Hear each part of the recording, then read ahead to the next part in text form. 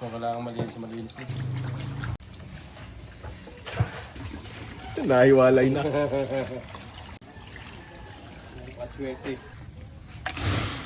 Ayun! Walang yakot.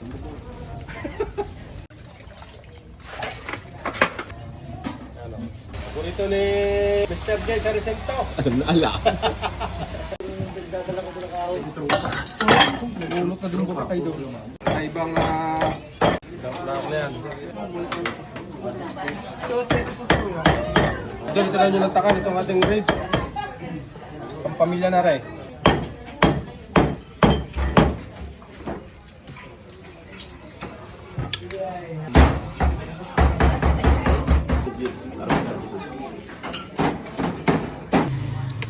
Didiga ko na, idol.